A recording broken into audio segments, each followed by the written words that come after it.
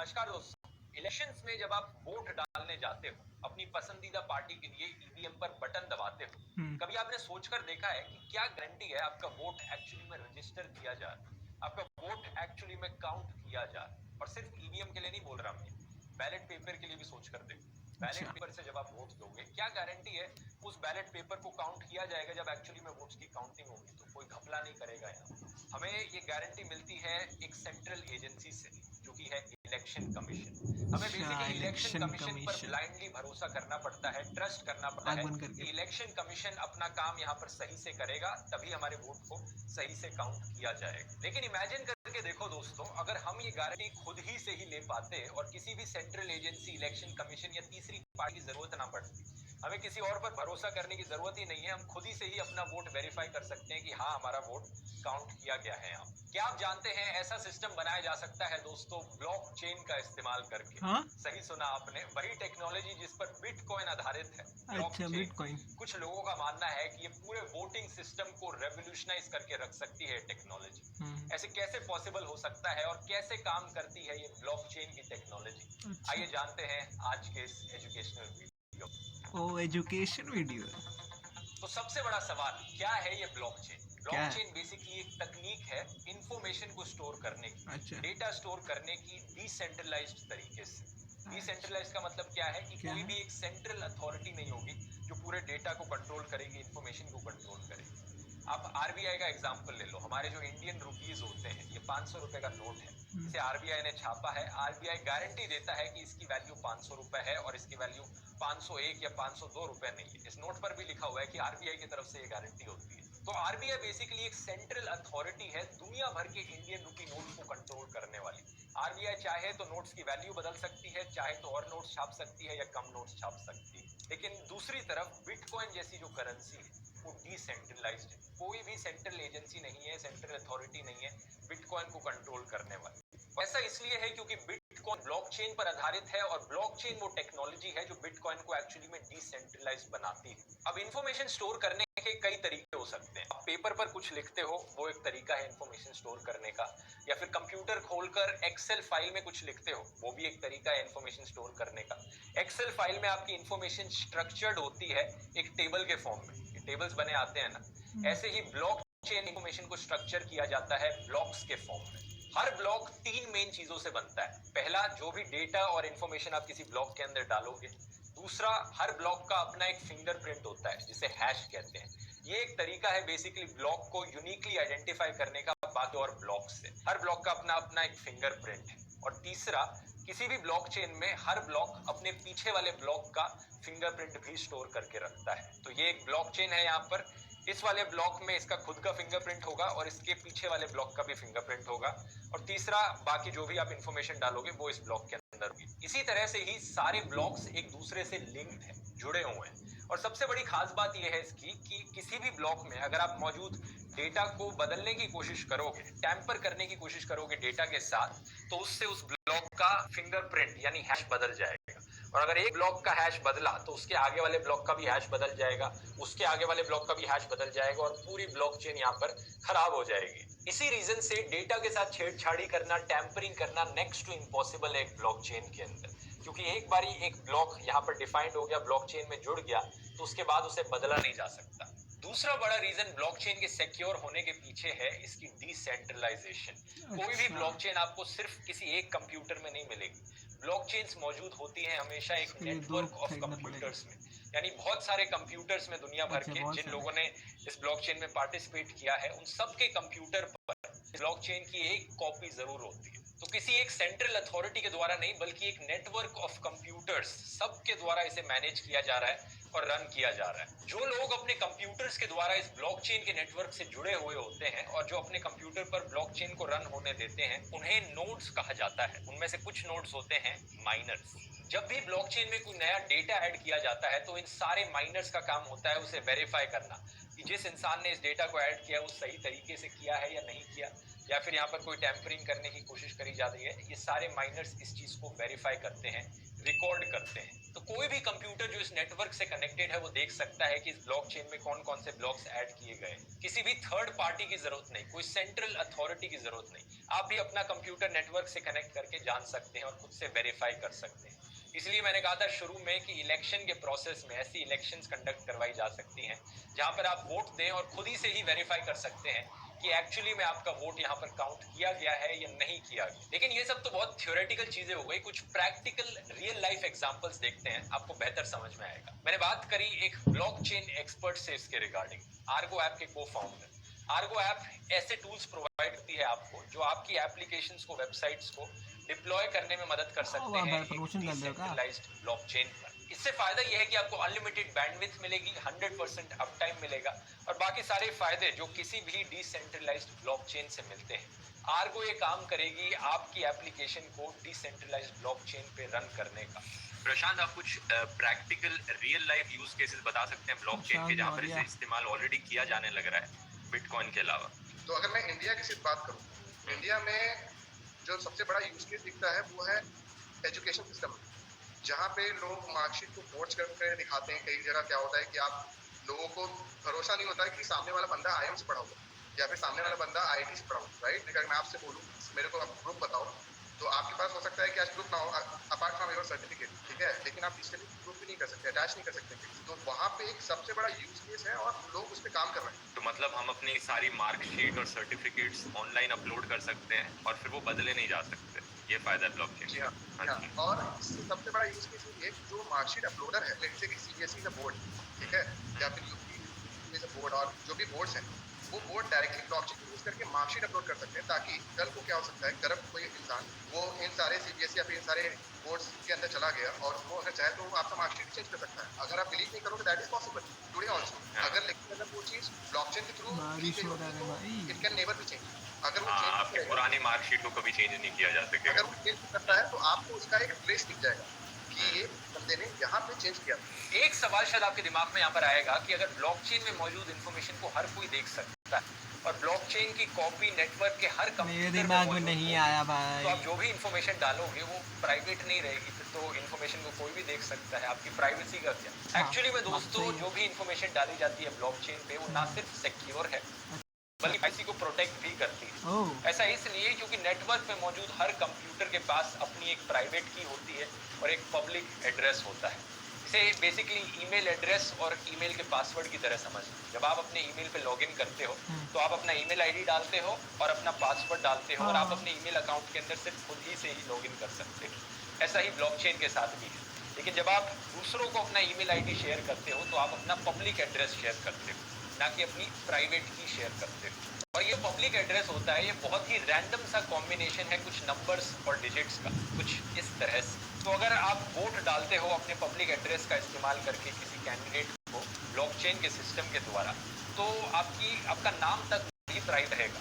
बाकी नेटवर्क में मौजूद कंप्यूटर्स को सिर्फ ये दिखेगा कि इस पब्लिक एड्रेस ने इस कैंडिडेट के लिए वोट डाला है, लेकिन उस पब्लिक एड्रेस के पीछे कौन इंसान है, उस इंसान का नाम क्या है, एज क्या है, एड्रेस क्या है, कुछ नहीं पता चलेगा। तो इससे प्राइवेसी भी मेंटेन रहेगी।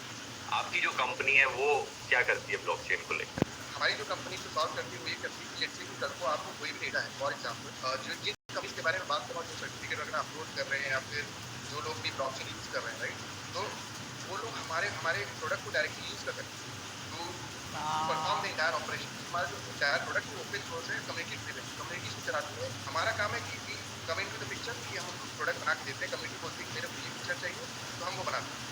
तो बेसिकली आप कह रहे हो अगर CBSE आपके पास आएगी और बोलेगी कि हमें पूरा अपना मार्कशीट का सिस्टम ब्लॉकचेन पर करना है, तो ये आपकी कंपनी कर देगी? हम उनके करके ही देंगे। तो हमारे यहाँ पे देखो दो चीज़ें होती है, एक होता है आप प्लेटफॉर्म बनाते हो, एक होता है कि आप सर्विस प्रोवाइड करते हो। तो हम लोग प्लेटफॉर्म बना रहे हैं और उसके ऊपर CBSE अगर अपना एप्लीकेशन बनाना चाहती है वो बना सकते हैं और हम उनकी हेल्प करेंगे उसको बनाने में। अच्छा, मतलब कोई भी कंपनी अपने आप को ब्लॉकचेन के थ्रू रन करना चाहती है तो वो आपका प्लेटफॉर्म इस्तेमाल कर सकती है?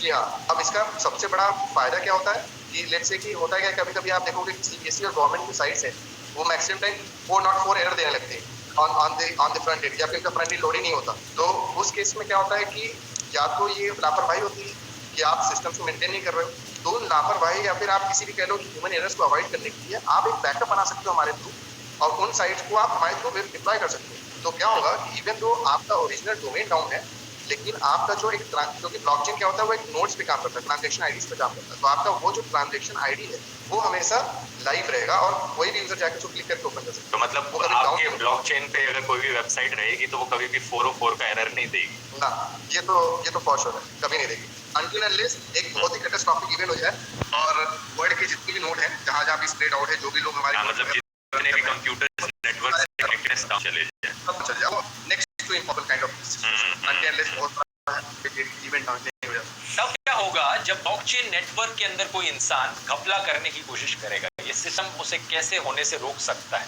बिटकॉइन ब्लॉकचेन का एग्जांपल लेते हैं। मान लो A to B 50 रुपए ट्रांसफर किए जाने हैं, तो यहाँ पर एक नया ब्लॉक बनाया जाएगा जिसमें लिखा होगा A का पब्लिक एड्रेस क्या है, B का पब्लिक एड्रेस क्या है। साउंड यहाँ कंप्यूटर्स इस चीज को रिकॉर्ड करेंगे, देखेंगे अच्छा A ने कहा है B को ट्रांसफर करने, इतने ट्रांसफर करने हैं, ठीक है, हम वेरीफाई करते हैं इस ट्रांजैक्शन। लेकिन उनमें से एक कंप्यूटर कहेगा कि नहीं, हम A to B ट्रांसफर नहीं कर रहे हैं, हम A to मुझे ट्रांसफर कर रहे हैं। लेकिन बाकी जो कंप्यूटर्स उस ट्रांजैक्शन को रिकॉर्ड कर रहे हैं, जो डिसेंट्रलाइज नेटवर्क में मौजूद है, वो कहेंगे कि नहीं ऐसा तो नहीं, हम तो देख रहे हैं ये A to B ट्रांसफर जा रहे हैं। तो इसीलिए ये सिस्टम बाकी और कंप्यूटर्स की सुनेगा और ट्रांजैक्शन को A to B होने देगा। अगर एक्चुअली में कोई घपला करना है ब्लॉकचेन नेटवर्क में, तो इसमें 51% मेजॉरिटी की जरूरत है। तो ये एक डिसएडवांटेज भी बताया जाता है एक ब्लॉकचेन का। नेटवर्क पे मौजूद अगर 51% कंप्यूटर्स को कोई हाईजैक कर ले, हैक कर ले और कुछ फ्रॉड कर दे, तो वो फ्रॉड हो सकता है एक्चुअली में। लेकिन रियलिस्टिकली बात की जाए तो 51% कंप्यूटर्स को एक नेटवर्क के हैक करना नेक्स्ट टू इम्पॉसिबल है, क्योंकि वो सारे डिसेंट्रलाइज्ड हैं, एक दूसरे से कनेक्टेड नहीं है कि एक को हैक किया तो दूसरा भी हैक हो जाएगा। सबको अलग अलग लोकेशन पर जाकर हैक करना पड़ेगा। और एक बड़ी ब्लॉकचेन में जैसे कि बिटकॉइन में, जहाँ पर दुनिया भर के millions and millions of computers उस ब्लॉकचेन नेटवर्क से कनेक्टेड हैं, वहाँ तो ये चीज़ इम्पॉसिबल ही है, क्योंकि कौन इंसान जाकर इन सारे मिलियंस ऑफ कंप्यूटर्स को हैक कर सकता है जो दुनिया भर के कोनों कोनों में मौजूद है। तो जितनी बड़ी एक ब्लॉकचेन बनेगी, जितने ज़्यादा कंप्यूटर्स इस नेटवर्क से कनेक्ट होंगे, जितने लोग इस नेटवर्क से ये आ गया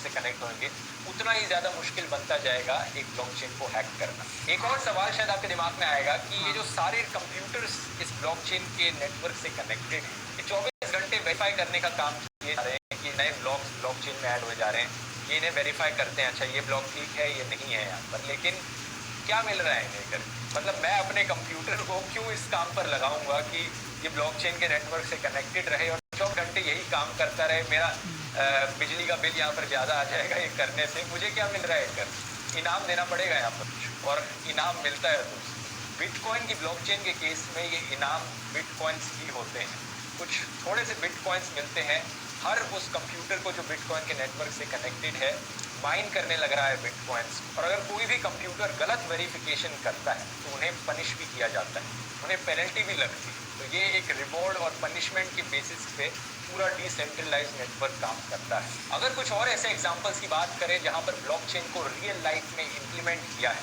सबसे शॉकिंग और इंटरेस्टिंग फैक्ट तो ये है दोस्तों कि इलेक्शंस के लिए इसे एक्चुअली में यूज़ किया जा चुका है। अफ्रीका में एक कंट्री है सिएरा लियोन, वहाँ पर इलेक्शंस के दौरान ब्लॉकचेन टेक्नोलॉजी का इस्तेमाल किया गया था वोटिंग करते वक्त। लेकिन मैं आपको ये भी बता दूं कि बहुत से एक्सपर्ट्स मानते हैं ब्लॉकचेन टेक्नोलॉजी का इलेक्शंस और वोटिंग के लिए इस्तेमाल किया जाना सही नहीं। उनके हिसाब से इसके नुकसान ज़्यादा हैं, फ़ायदे कम हैं, हैक करने के चांसेस बढ़ जाते हैं। हालांकि ब्लॉकचेन को हैक करना मुश्किल है, लेकिन इंडिविजुअल लेवल पर एक इंसान के फ़ोन को हैक करना इतना मुश्किल ना हो। और ऐसे अटैक्स किए जा सकते हैं जहां पर नेटवर्क स्विच ऑफ किया जाए। तो ये एक्चुअली कोई इतना सिंपल सोल्यूशन नहीं है, बल्कि एक डिबेट का मुद्दा है, इसे एक्चुअली में कैसे इम्प्लीमेंट किया जा सकता है और क्या इसे करना सही भी है या नहीं। लेकिन कुछ और सेक्टर्स हैं जहां पर ब्लॉकचेन डेफिनेटली बहुत यूजफुल है और ऑलरेडी यूज भी किया जाने लग रहा है। जैसे कि हेल्थ केयर सेक्टर में मेडिकल डेटा को स्टोर करने के लिए ब्लॉकचेन का इस्तेमाल किया जा सकता है कि पेशेंट का जो मेडिकल रिकॉर्ड है वो किसी सेंट्रलाइज जगह पर डेटाबेस में ना स्टोर हो, किसी डॉक्टर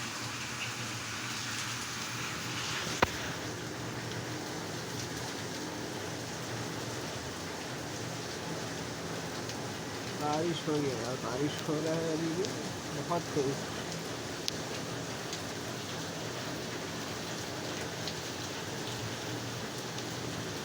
रुको राडी बजा रहा हूँ। राठी राठी को जब तक उन्हें ज़रूरत ना पड़े जितना ज़्यादा राइडिंग मिलेगी और ज़्यादा इजीली एक्सेसिबल रहेगा वो डे।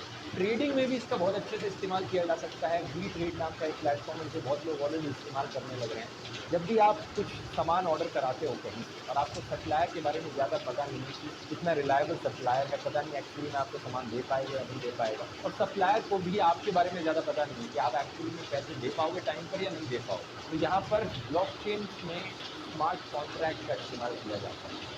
ऐसे कॉन्ट्रैक्ट जो ब्लॉकचेन पर आधारित, इन कॉन्ट्रैक्ट के जरिए आपको किसी थर्ड पार्टी पर भरोसा करने की जरूरत नहीं। जैसे ही आपका सामान डिलीवर हो जाएगा, आपके पैसे ऑटोमेटिकली ट्रांसफर हो जाएंगे बैंक अकाउंट से सप्लायर के bank account. Similarly property management, crowd funding और सरकारी रिकॉर्ड्स की भी मैनेजमेंट बहुत अच्छे से करी जा सकती है ब्लॉकचेन का इस्तेमाल कर। आज के दिन सरकार हमारा कितना डेटा स्टोर करती है अपने सर्वर्स पर, जहाँ पर सरकार प्रोटेक्टेड नहीं रख पाती है डेटा।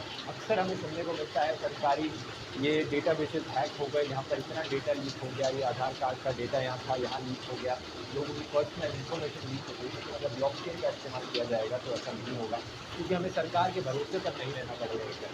डिसेंट्रलाइज नेटवर्क हम सब एक दूसरे के लिए वेरीफाई कर सकते हैं, अपने लिए काम बना सकते हैं। आने वाले टाइम में हमें डिसेंट्रलाइज की तरफ बढ़ रहे हैं। इसका मतलब है बहुत सी वेबसाइट पर एप्लीकेशन जो कि आज के दिन क्लाउड बेस्ड प्लेटफॉर्म्स पर आधारित, तो जल्द ही ब्लॉकचेन में मूव करेंगे और आर्गो जैसी कंपनीज इस ट्रांजिशन को आसान बनाएंगे। आपको क्या लगता है आने वाले फ्यूचर में क्या पोटेंशियल है ब्लॉकचेन?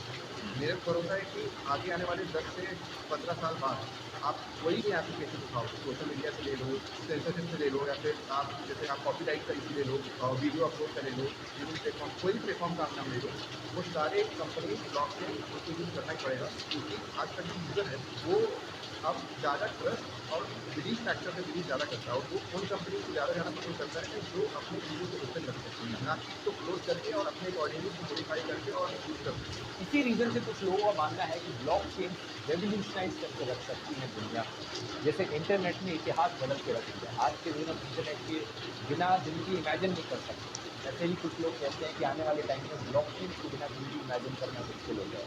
देखते हैं आने वाले टाइम में इसे कैसे इस्तेमाल किया जाएगा, और उम्मीद करता हूँ आपको वीडियो इन्फॉर्मेटिव लगा हो। आर्गो का लिंक नीचे आपको डिस्क्रिप्शन में मिल जाएगा, जरूर जाकर चेकआउट करिए और मिलते हैं अगले वीडियो में। बहुत बहुत धन्यवाद।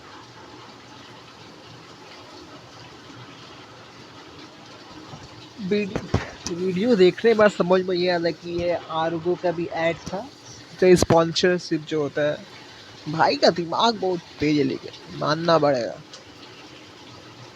क्या ही बोलूँ, अगर मेरी बात करो, मुझे कुछ समझ में खैर वैसे आया नहीं, थोड़ा बहुत समझ में आया। वैसे मैं पढ़ाई लिखाई से बहुत दूर ही रहता हूँ। नहीं, एक बात है, लड़का टैलेंटेड है, बात तो सही है। अरे भाई, अगर अच्छा लगा तो लाइक शेयर सब्सक्राइब कर दो भाई, प्लीज़ भाई।